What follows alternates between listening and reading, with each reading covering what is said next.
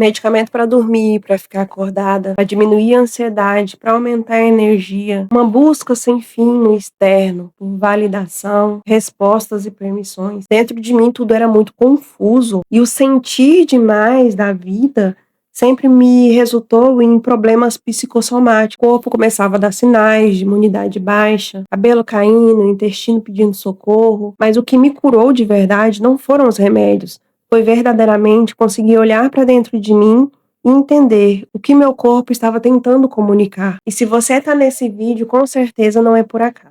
Fica comigo que hoje eu decidi compartilhar um pouco da minha história com você. E eu vou falar aqui sobre o meu processo de despertar, de expansão da consciência. Talvez você esteja passando por algo parecido e esse vídeo te ajude de alguma forma. Bem, se você ainda não me conhece, prazer, meu nome é Daniela Maione. Eu sou nutricionista por formação, mestre em imunologia, apaixonada por desenvolvimento e comportamento humano. E nesse canal eu falo sobre o cuidar da saúde de dentro para fora, da ciência à consciência para despertar o seu poder de autocura. Precisamos voltar alguns anos lá atrás só para contextualizar. Eu saí de casa com aproximadamente 18 anos, fui morar sozinha.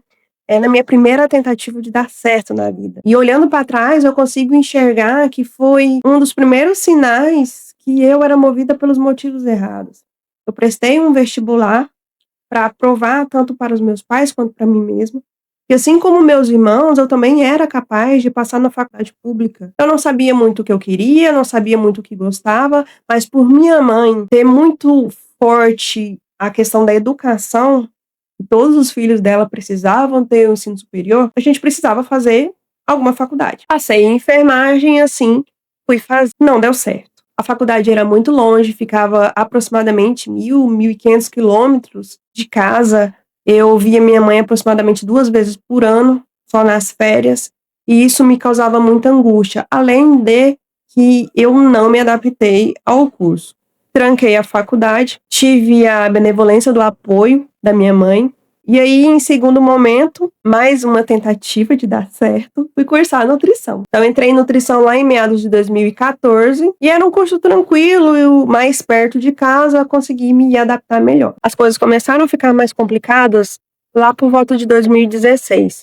Eu me lembro como se fosse hoje, ao visitar meus pais, eles estavam morando temporariamente em Cuiabá. Eu lembro perfeitamente, eu deitada no sofá, estava sozinha em casa, minha mãe recém-diagnosticada com câncer, ela tinha ido com meu pai para mais uma sessão de quimioterapia. Nesse dia, eu me lembro que foi um dos primeiros momentos que as fichas começaram a cair de fato. Meus pais tinham vendido tudo o que tinham, construído há décadas no interior do Mato Grosso, para ir até Cuiabá, dar todo o apoio necessário ao tratamento da minha mãe. E eu me lembro que as fichas que caíram foram fichas questionadoras. Eu comecei ali a questionar a minha existência, o motivo da doença da minha mãe, o porquê uma pessoa tão doce, tão boa, tão íntegra, estava passando por tudo aquilo.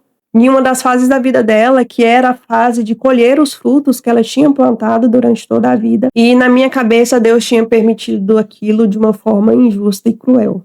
Como eu sempre tinha um sentimento de desconexão, como se eu não me encaixasse em nada, não me sentia pertencente a lugar nenhum, eu começava a questionar ali o que eu tinha vindo fazer nessa terra. Qual era o sentido da vida? Ali já alcançava o final da faculdade e eu sempre muito agitada, muito ansiosa, pensamentos muito acelerados, o que eu achava então que era normal. Mas com o final do curso, pressão de estágio, TCC, tudo isso criou uma potência muito maior. Eis que então veio o primeiro diagnóstico: transtorno de ansiedade generalizada. Eu, além de terapia, buscava diversas outras possibilidades de respostas. Mas meu corpo naquela época ainda dava sinais.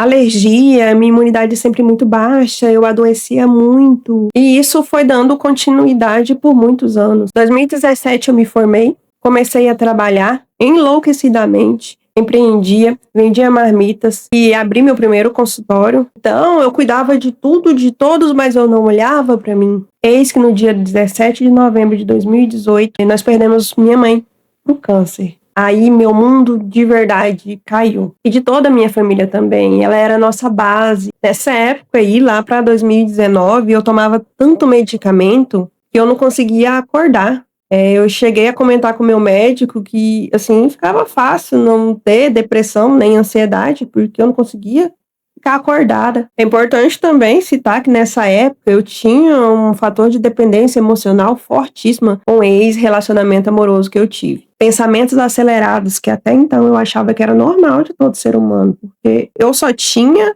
a minha própria referência. Nessa época foi diagnosticada como TDAH. TDAH, então, pegou na mãozinha da TEC, pegou na mãozinha da depressão e fizeram um triozinho de CID-10. Esses eram meus diagnósticos da época. Aí o cenário já não estava muito bom para mim, pensei eu, por que não fazer um mestrado na Federal para mais uma vez buscar a bendita da validação externa que eu era boa o suficiente. Cara, que loucura. Mas, como Deus é maravilhoso em todas as coisas, deu bom. Realmente eu passei.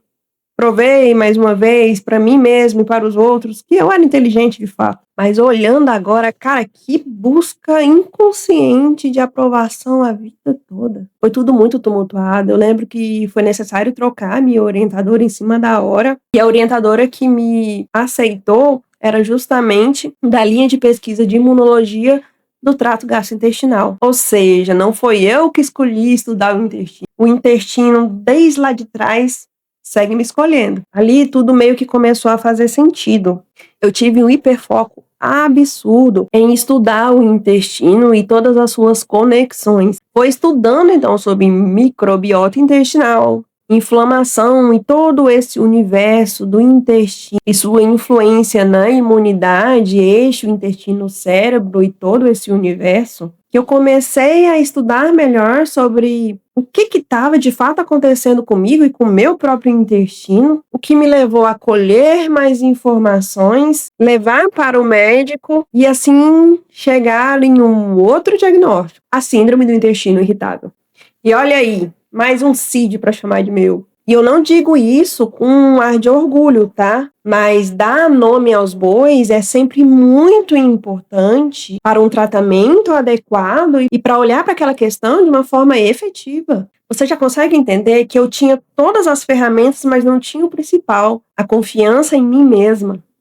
Eu precisava olhar para mim, restaurar a minha confiança, validar sim, porque eu sabia muito. Eu tinha muito conhecimento, mas era necessário validar minhas escolhas e principalmente a minha fé. Eu vivia no modo automático, acelerado, olhando para fora. E aquele despertar que eu tive lá em 2016, que foi uma busca constante por respostas, acabaram por se perder ao longo dos acontecimentos da vida. O despertar, evolução humana, crescimento e fortalecimento espiritual, seja lá o nome que você queira dar, não é uma evolução contínua, não é uma linha reta. A pessoa, numa busca por melhorar a si mesma, ela vai encontrar seus altos e baixos. Ela vai se perder no meio do caminho. Esse nem é o problema. O problema, de fato, é a gente não conseguir retornar.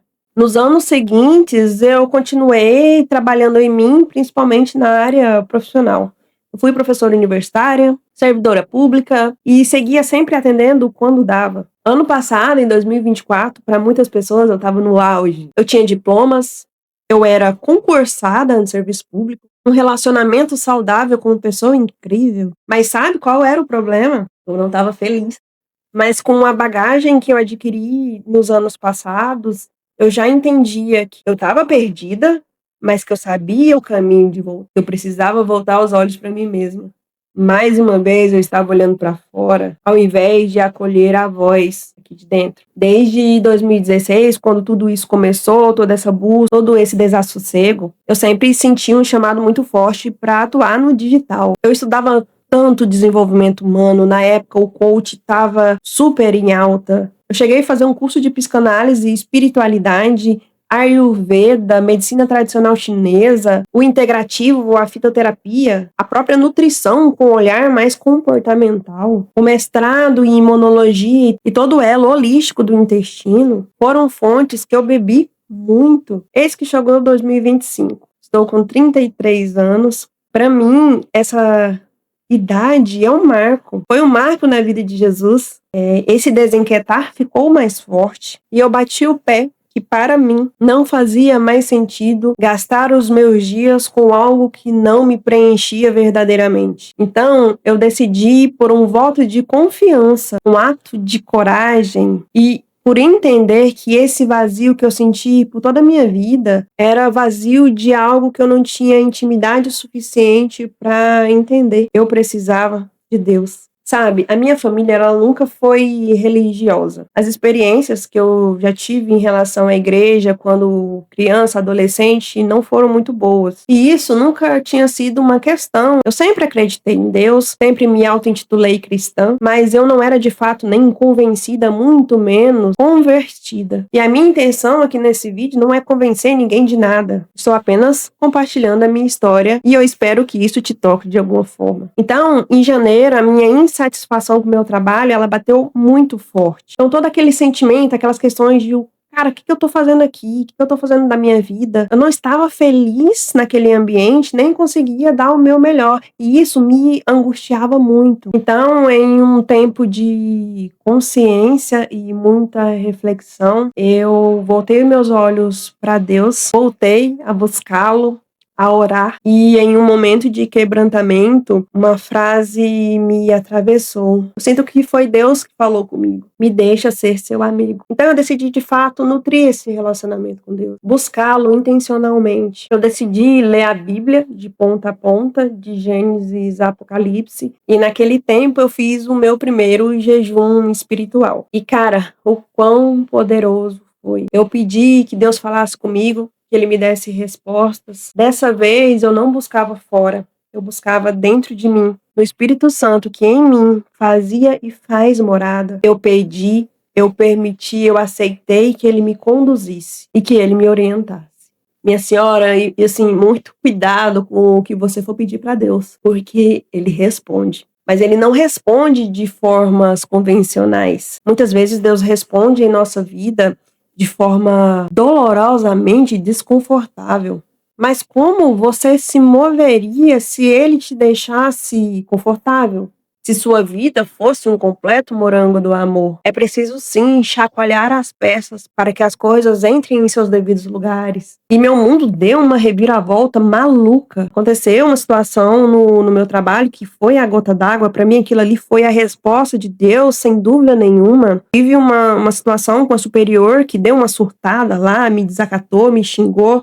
E embora eu tenho até levado ela na justiça para que isso não acontecesse com outros funcionários, eu tive muita calma, muita paz, eu tive muito discernimento e até sabedoria.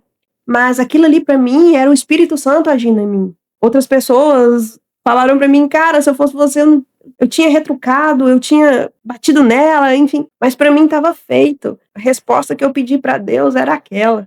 Eu estava no lugar errado, eu estava no ambiente errado, eu estava convivendo com as pessoas erradas. E aquilo estava me adoecendo e não me levaria para lugar nenhum. Deus conhece meu coração como ninguém. E eu não precisava provar nada que eu estava certa, que eu tinha razão. A graça dele me basta e sempre me bastará.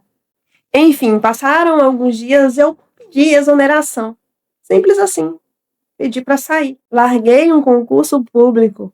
Mas como isso, embora muita gente ache que foi um caso impensado, não foi. Eu já estava me preparando há alguns meses. Consegui juntar ali uma reserva de emergência e saí plena. Eu me lembro muito da parábola dos talentos, que eu entendo como um chamado para descobrir e cumprir o propósito de Deus em sua vida. A parábola nos ensina que cada pessoa recebe dons e oportunidades de Deus e que é de nossa responsabilidade utilizá-las com sabedoria. Eu estou tirando várias coisas do papel. Produzir vídeos aqui no YouTube é uma delas, sabe? Um dos meus maiores aprendizados com isso tudo foi entender que a maior afirmação que você está no caminho certo não é a validação externa. O reconhecimento do mundo nem a sua própria felicidade. Porque entendam, tem dias que você vai estar feliz, outros nem tanto. A maior seta que você está no caminho certo é o seu sentimento de paz. Silenciar essa voz do vazio que para muitos traz desassossego é sentir paz. Minha maior missão hoje é justamente guiar mulheres que estão cansadas de viver no modo automático, presas a sintomas que lhe causam dor e ciclos de autossabotagem e autocobrança, buscando soluções sempre no externo. Minha senhora, ninguém te conhece mais do que você mesma. Você só precisa se observar e se compreender mais. Eu espero que esse vídeo tenha te gerado paz e agregado um pouquinho no seu processo de desenvolvimento e evolução humana, no seu processo de cura. Eu ficaria muito grata se você curtisse esse vídeo para que o YouTube entregue para mais pessoas. Comenta aqui embaixo o que você sente que precisa ser curado dentro de você. Se inscreva no canal e até a próxima. Beijo!